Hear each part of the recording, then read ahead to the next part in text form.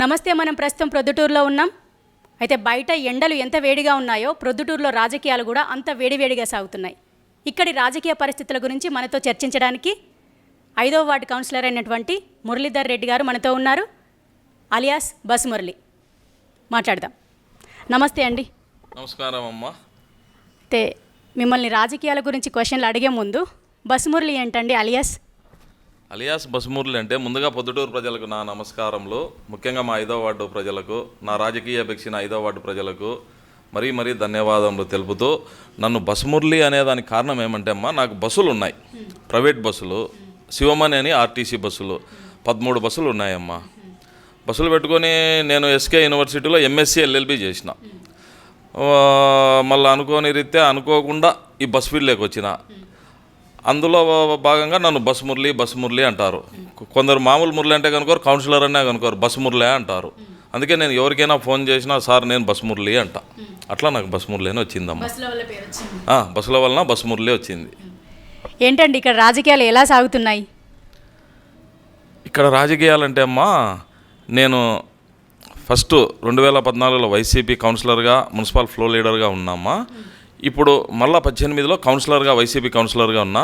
కొన్ని రాజకీయ కారణాల వలన తెలుగుదేశం పార్టీలో 1 మంత్ బ్యాక్ చేరినామ్మా. రాజకీయ కారణాలు అంటే? రాజకీయ కారణాలంటే నాకు జగన్మోహన్ రెడ్డి సార్ అంటే పిచ్చి ప్రేమ. నేను ఓదార్పు, పాదయాత్ర, సారమ్మడి కంటిన్యూ ఉన్నా. సార్ ఎన్ని రోజులు చేసినాడో అన్ని ఏరియాలు తిరిగిన. సారమ్మడే కంటిన్యూ. అందుకు నాకు జగన్ సార్ అంటే అభిమానం. అందువలన రాజకీయాల్లోకి వచ్చిన కౌన్సిలర్ అయినా అమ్మ. కౌన్సిలర్ వచ్చినాక ఫస్ట్ టైం గవర్నమెంట్ లేదు. గవర్నమెంట్ లేనందువలన ఇక్కడ నేను మున్సిపల్ ఫ్లో లీడర్గా 100% నేను ఫ్లో లీడర్గా సాటిస్ఫై అయినా. మా ప్రతి ఒక్క వైసీపీ కార్యకర్తకు న్యాయం చేసిన. మీరు ఎవరిని అడిగినా నా గురించి కానీ, పత్రికా విలేకరులను, ప్రెస్ వాళ్ళని ఎవరిని అడిగినా బసుమురళి అంటే ఫ్లో లీడర్గా ఏం పని చేసినాడంటే పొద్దుటూరు పట్టణ ప్రజలు చెప్తారు, ప్రతి ఒక్కరూ చెప్తారు, పోలీస్ ఆఫీసర్లు చెప్తారు, ఆ బసుమురళి పార్టీకి సేవ చేసినాడు, వైసీపీకి. మురళి లేకపోతే వైసీపీ పార్టీ లేదు అనేంత సృష్టించినానమ్మా. ఇప్పుడు కొన్ని అనివార్య కారణాల వలన, అనివార్య కారణాలు అంటే నాకు జగన్మోహన్ అంటే ప్రేమ. ఇప్పుడున్న ఎమ్మెల్యే, అతని పేరు చెప్పాలనే నాకు ఇష్టం ఉండదు, అయినా ఇప్పుడు సందర్భం వచ్చింది కాబట్టి చెప్పాలా. ఎమ్మెల్యే రాచమల్లు శివప్రసాద్ రెడ్డి, అతని వల్లనే నేను పార్టీకి దూరం కావాల్సిన పరిస్థితి వచ్చింది. ఆర్బీకే అంటే ఆర్ అంటే రాచమల్లు, బి అంటే బంగారెడ్డి, కే అంటే కిరణ్. వాళ్ళ ముగ్గురి పాలనే ఉంది ప్రొద్దుటూరులో. కౌన్సిలర్ కాదు, చైర్మన్ కాదు, ఎవరు చెప్పినా పనులు జరగవు. వాళ్ళే చెప్పాలి. ఏ పని ఎంఆర్ఓ ఆఫీస్ పోవాలన్నా, పోలీస్ స్టేషన్ పోవాలన్నా, మున్సిపాలిటీలో కులా వేయాలన్నా, ఒకరికి సహాయం చేయాలన్నా, ఏ పని చెప్పినా మన చేత ఏమీ కాదమ్మా. మేము కౌన్సిలర్ అని గెలిచినాం కానీ మా వార్డు ప్రజలు మమ్మల్ని ఎన్నుకున్నారు. మొత్తం ప్రొద్దుటూరులో 41 మంది కౌన్సిలర్లను ఎన్నుకున్నారు. ప్రొద్దుటూరు ప్రజలకు ఏ కౌన్సిలర్కు విలువ లేదు. ఒక ఆర్బీకే చెప్పుతేనే ప్రొద్దుటూరులో వాళ్ళు చెప్పు చేతుల్లో పెట్టుకున్నారు ప్రొద్దుటూరు పట్టణాన్ని. అది నాకు నొచ్చక గమ్మనున్నామ్మా చాలా రోజులు. ఇప్పుడు ప్రొద్దుటూరుకి సరైన మొగోడు వచ్చినాడు, పెద్ద ఆయన వరదరాజుల రెడ్డి అని అతని ఆధ్వర్యంలో తెలుగుదేశం పార్టీలో చేరినామ్మా. అయితే మీరేమో ఆర్బీకేగా వాళ్ళన్నీ అరాచకాలు చేస్తున్నారు అని మీరు అంటున్నారు. లేదు, ప్రొద్దుటూరుని మేము చాలా బాగా డెవలప్ చేసాం, ప్రజల్లోకి వెళ్తే మాకు చాలా ఆదరణ ఉంది అని వాళ్ళు అంటున్నారు. దీనిపైన మీరేం మాట్లాడతారు? అమ్మా, ప్రజల్లో ఏం చేసినారు, గతంలో ఆర్బీకే ఏ విధంగా ఉన్నది అనేది మాకు తెలుసు. ఇప్పుడు ఆర్బీకే ఏ విధంగా ఉన్నది అనేది పొద్దుటూరు ప్రజలకు తెలుసు. ఆర్బీకే ప్రజెంట్ ఎమ్మెల్యేకు కారు బ్యాంక్ వాళ్ళు తీసుకుపోతారని హైదరాబాద్లో దాచిపెట్టుకున్నాడు. వాళ్ళ మామ అంటే బి అంటే బంగారెడ్డి వాళ్ళ ఫాదర్కు CM relief fund, Chandrababu Naidu relief ఫండ్లో మోకాళ్ళ ఆపరేషన్ చేయించినాం. మరి అప్పుడు వాళ్ళ స్టేటస్ ఏంది, ఇప్పుడు వాళ్ళ స్టేటస్ ఏందమ్మా? మేమేదో దానాలు ఇస్తాండం, మేమేదో ధర్మాలు ఇస్తాండం అని చెప్తా అన్నారు. ఏ దానం లేదు, ఏ ధర్మము లేదు. వాళ్ళ దగ్గరికి ఏ పనికి పోవాలన్నా ముందు మనీ కొట్టు, పథకం పెట్టు. మనీ లేనిది పథకం లేదు, పని లేదు ఆర్బీకే దగ్గర. ఈ 5 సంవత్సరాలలో ప్రొద్దుటూరులో జరిగినటువంటి డెవలప్మెంట్స్ ఏంటి? ప్రొద్దుటూరులో ఏమి ఊరికి అంటున్నారు డెవలప్మెంట్ అని. తీసిన కాలువే పడగొడతారు, కడతారు, తీసిన రోడ్డే వెడల్పు చేస్తారు, నీళ్ళీడ నిలబడతాయి అంటారు. మున్సిపాలిటీ అధికారులు వేస్ట్, వాళ్ళ చేతిలో ఏమీ లేదు. అంతా ఆయన వైస్ చైర్మన్ బీ చేయాల్సిందే. సబ్జెక్ట్ అంతా వేసినదే రంగేస్తారు, తీసినదే రంగేస్తారు. 1% ఎక్సెస్ అన్ని వర్కులు వాళ్ళే, ఎవరో వాళ్ళు వెయ్యరు, ఎవరు వేసినా బిల్లులు చేయకోకుండా ఇబ్బంది పెడతారు. కాబట్టి ఆ విధంగా వాళ్ళు డెవలప్మెంట్ అయినారు, కానీ వేరే ఎవరు డెవలప్ కాలే. ఆ టీం, ఆర్బీకే టీం తప్ప ఒక్క డెవలప్ కాలే. మేము ఆ డెవలప్మెంట్ చేసినాం, ఈ డెవలప్మెంట్ చేసినాం అంటున్నారు. అది ఊరికే వాళ్ళు బాగుపడేదానికే తప్ప తీసిన గోడకే రంగేస్తారు. నేను ఇప్పుడు మైదుకూరు రోడ్డుకు పోతే డివైడర్లు ఉన్నాయి, ఖచ్చితంగా 2 సంవత్సరాలు అయింది నేనే వర్క్ చేసిన, రైలింగ్ వర్క్.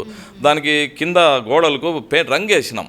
2 సంవత్సరాలకే రంగు పోతుందమ్మా స్మార్ట్ స్ట్రీట్ అని, మళ్ళా రంగేస్తా అన్నారు. ఇప్పుడు ఏమీ లేదమ్మా, వాళ్ళ చేతులేకి డబ్బు వచ్చేదానికి చేసే డెవలప్మెంట్. ఎంత డెవలప్మెంట్ అవుతుందంటే అంత డబ్బు వస్తుంది వాళ్ళకి పర్సెంటేజ్, అంతకుమించి వేరే ఏమీ లేదు. పొద్దుటూరు పట్టణ ప్రజలకు ఒరిగింది లేదు, ఏమీ లేదు. ఇంకొకటి వాటర్ అంటాడు, మైలవరం డ్యామ్ నుంచి నేను వాటర్ తెచ్చిన అంటాడు.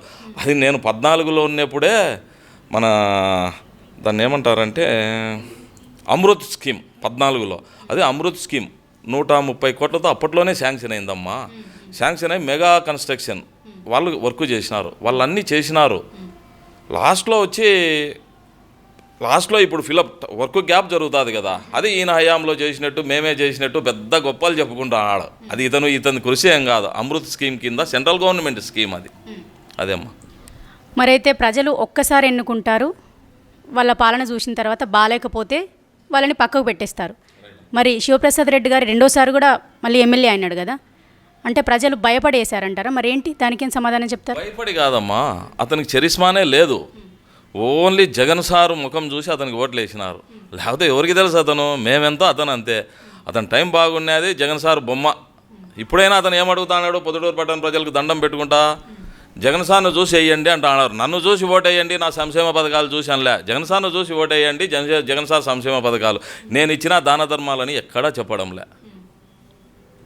ఇప్పుడు మీరు ప్రజల్లోకి వెళ్తున్నారు రోజు ప్రచారంలో, వాళ్ళు మీ దగ్గరికి ఎలాంటి సమస్యల్ని తీసుకొస్తున్నారు? ఇప్పుడు ఉండే పరిస్థితులలో మేము ఏ సమస్యలు తీర్చే పరిస్థితిలో లేమమ్మా. మేమైతే నెక్స్ట్ గవర్నమెంట్ వస్తుంది, మంచి స్కీములు ఉన్నాయి, ఒక్కసారి ఆదరించండి. ఇతను ప్రొద్దుటూరు పట్టణంలో 24,000 ఇళ్ల పట్టాలు ఇచ్చినాం, జగనన్న పట్టాలు. 24,000 పట్టాలలో 200 ఇల్లు కానీ కాలేమ్మా. ఒక్కొక్క ఇంటికి ఒక్కొక్క లబ్ధిదారుడు 35,000 ఇచ్చినాడు, ఒక లబ్ధిదారుడు 70,000 ఇచ్చినాడు. ఈరోజు అది బేస్మటం లెవెలే ఉంది, ఏ ఇల్లు తయారు కాలే. ఇతను పెద్ద అబద్ధం ఏం చెప్పినాడంటే 2014లో 2018లో నేను మీకు ఒక చేత్తో ఇంటి పట్టా, ఒక చేత్తో ఇంటి బీగము ఇస్తా, ఇవి ఇవ్వకపోతే 2024లో నా ముఖమే మీకు చూపెట్టాను, నా కొడక అనండి అని చెప్పినాడు. మళ్ళీ మన నామినేషన్ సిగ్గు లేకోకుండా వేసినాడు. మరి ఎన్ని ఇల్లు కట్టినాడు అతను ప్రొద్దుటూరులో? 200 ఇల్లు కానీ కాలే. అంటే ఒక్కొక్క ఇంటి దగ్గర ఒక్కొక్క లబ్ధిదారుని దగ్గర 35,000 నుంచి 70,000 వరకు తీసుకున్నాడు. మొత్తం ఇతనే కదా హోల్ అండ్ సోల్. ఎందుకు ఇల్లు కట్టినీలే? డబ్బు ఇతనికే ఇచ్చినాం కాంట్రాక్టర్ల దగ్గర అంటున్నారు. పొద్దుటూరులో ఏ కాంట్రాక్టర్ ఉండారు? A to Z వీళ్ళే కాంట్రాక్టర్లు. ఏమీ లేదన్నా, మాకు ముక్కు ఇచ్చినా, ముక్కురాయి ఇచ్చినా, ముక్కు పుడక ఇచ్చినా మా డబ్బుకు వడ్డీ వేసి ఇస్తాడారన్నా, మేము ఆ రోజు ఓట్లప్పుడు చూపిస్తామన్నా అని ఈ లబ్ధిదారులు చెప్తాడారమ్మా. సార్ ఇది చూడండి సార్ వీడియో మీరు. మీ అందరికీ 2 సెంట్ల స్థలములో ₹1 అడ్వాన్స్గా తీసుకోకుండా, ₹1 కంతుల వారిగా కట్టేదానికి ఏర్పాటు లేకుండా ప్రభుత్వం యొక్క సొంత లెక్కతో ఇల్లు కట్టించి ఆ ఇంటిని ఆడవాళ్ళ పేరుతో రిజిస్టర్ చేయించిన ఆ ఇంటిని అమ్ముకుండే అధికారాన్ని, హక్కును కల్పిస్తూ ఒక చేత్తో కాగితాలు, ఒక చేత్తో ఇంటి బీగాలు మీకు ఇవ్వకపోతే నా కొడతానండి అమ్మ. ఇందాక అది విజువల్ విన్నారు కదా, ఎమ్మెల్యే మాట్లాడినది. ఏం చెప్పినాడు?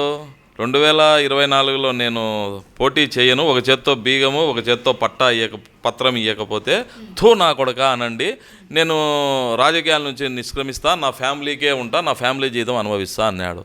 మరి ఎన్ని ఇల్లు కట్టించినాడమ్మా? డబ్బు తీసుకోకుండా ఉచితం అన్నాడు. మరి 35,000 ఎందుకు తీసుకున్నాడు? అదేంటండి, 24,000 ఇండ్లు కట్టించాం, కొన్ని వేల ఇండ్లు కట్టించి వాళ్ళ తాళాల గుత్తి వాళ్ళ చేతిలో పెట్టినామని చెప్తున్నారు కదా. మరి ఒక ఇంటర్వ్యూలో చెప్పాడు ఆయన, మరి దీనికి ఏమంటారు మీరు? అమ్మా మీకు అందుకే విజువల్ చూపించిన 200 ఇల్లు కానీ కట్టలేదమ్మా. పాపం లబ్ధిదారులు ఏర్చుతాండరమ్మా. మేము ఇప్పుడు పబ్లిక్లో తిరుగుతున్నాం కదా, ఓటేయండమ్మా అని. ఏందన్నా మా డబ్బు తీసుకున్నారు 35,000 ఒకరు, 75,000 ఒకరు. డాక్రాలో మేము వడ్డీ కట్టినామన్నా, డాక్రాలో అయితే 5,000 కట్టినామన్నా, మామూలు వడ్డీ అయితే 8,000 కట్టినామన్నా. ఏమన్నా ఎమ్మెల్యే గారు ఆ చేత్తో ఏమో పత్రము, ఒక చేత్తో ఏమో బీగం అన్నాడే, ఏమిచ్చినాడన్నా మాకు?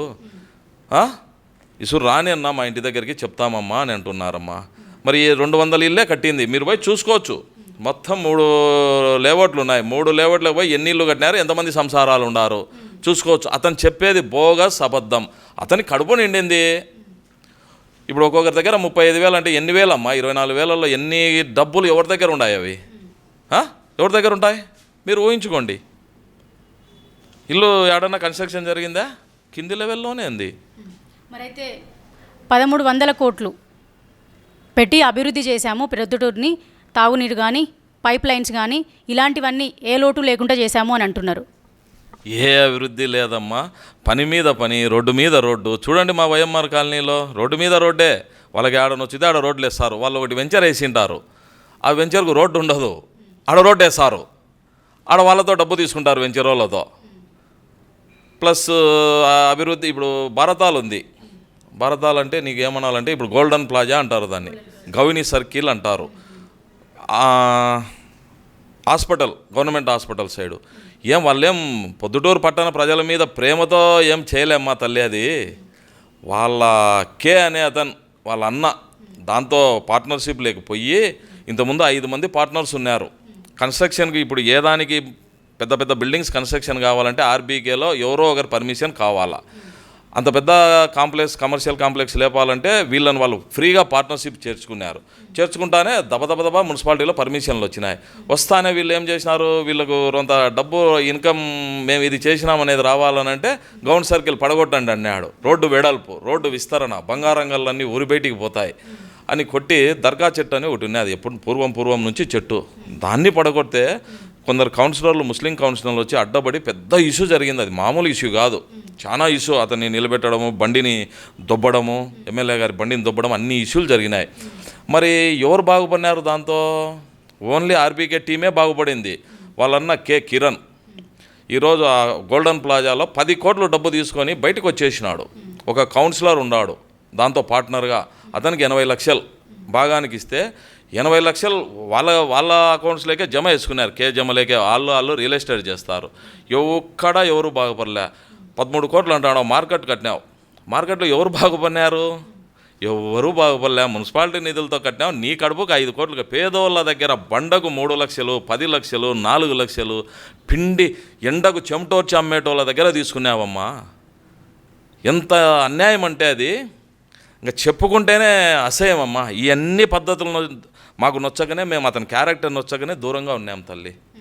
రాజకీయాలే వద్దు ఇట్టటోడా అనే అంత పరిస్థితి సృష్టించినాడు ప్రొద్దుటూరులో. గతంలో జగన్ సార్ ప్రొద్దుటూరుకి ఫస్ట్ టైం విజిట్ ప్రొద్దుటూరుకి వచ్చినప్పుడు నేను జగన్ సార్ని కలిసినప్పుడు నమస్కారం సార్ అని మామూలుగా ఒక గౌరవ ముఖ్యమంత్రి గారిని పెడతాం కదా, ఏం మురళి ఎలా ఉన్నావు? బాగున్నావు సార్ అన్న. బాగున్నా, ఏం నీ ఫేస్లో అట్లా కానరాలేదే నాకు అన్నాడు. ఫేస్లో గ్లో లేదే అన్నాడు.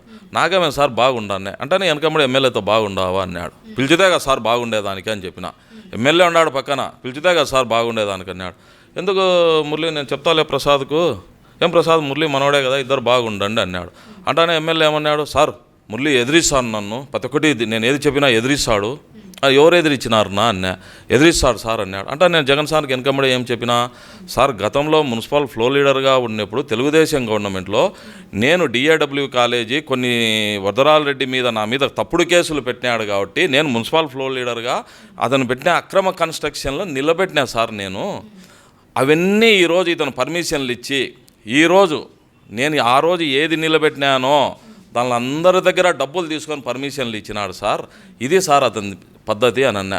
అంటానే ఇంకా ఎంపీ సార్ వచ్చి అవినాష్ సారు నా వద్దురు అన్న మళ్ళీ మాట్లాడదాం రాని పక్కకు తొప్పినాడు. అంతేమ్మా. ఓపెన్గా జగన్మోహన్ రెడ్డికే ఇతని దందాల గురించి చెప్పిన. కరోనా సమయంలో ప్రజల్ని ఎవ్వరు పట్టించుకున్నప్పుడు మేము పట్టించుకున్నాం, ప్రజల్ని మేము చూసుకున్నాం, ఆదుకుంటున్నాం అంటున్నారు. అది ఎంతవరకు కరెక్ట్?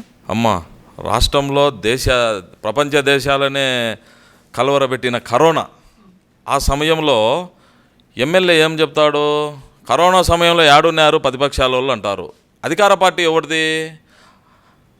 అధికార పార్టీలో ఎవరుంటే వాళ్ళని పోలీసు వాళ్ళు కానీ ఇంకొకరు కానీ ఆ కరోనా సమయంలో తిప్పుతారు. అధికారం లేనటోళ్ళను పోలీసు వాళ్ళు పర్మిషన్ ఇస్తారా తిరిగేదానికి? ఇవ్వరు కదా. ఓకే, ఆ ఎపిసోడ్ పక్కన పెడితే నువ్వు కరోనా సమయంలో ఏమి ఇచ్చినావు? మీ ఇంట్లో నిధులు ఏమన్నా ఇచ్చినావా? పొద్దుటూరు పట్టణ లీడర్లు, నేను కౌన్సిలర్ కావాలని ఒకనికి ఆశ, నేను లీడర్ కావాలని ఒకని ఆశ, కౌన్సిలర్ల టికెట్లు ఎర్ర చూపి నువ్వు అందరితో ఖర్చు పెట్టించినావు. ప్రతి ఒక్క బుకీ దగ్గర, ప్రతి ఒక్క ఇల్లీగల్ యాక్టివ్ చేసే ప్రతి ఒక్కరి దగ్గర నువ్వు డబ్బులు తీసుకొని పాలమ్మేటోని కాడ, మెడికల్ షాపుల దగ్గర, అందరి దగ్గర, కొందరి పట్టణ ప్రముఖుల దగ్గర కరోనాకు ఫండ్ అని ఎత్తి నువ్వు ఆ విధంగా ఇచ్చినావు. కానీ కరోనాటి ఇప్పుడు నేను కౌన్సిలర్ నిలబడాలనుకున్నా, నాతో ఖర్చు పెట్టించినావు, నీ డబ్బు ఏమి ఇవ్వలే. ఇంకా నువ్వు కొన్ని ఇచ్చినావు. ఏంటి అవి? రంజాన్ తోఫా, ఇంకొక తోఫా, క్రిస్మస్ కానుక అని ఇచ్చినావు. ప్రతి సంవత్సరం ఇస్తా అన్నావు, ఇచ్చినావా?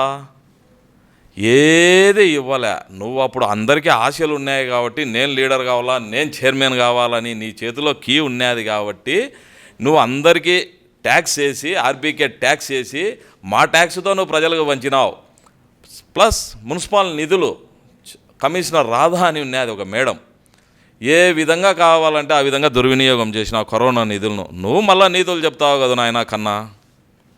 ఇప్పుడు గలుసు అర్థమవుతుంది నీకు.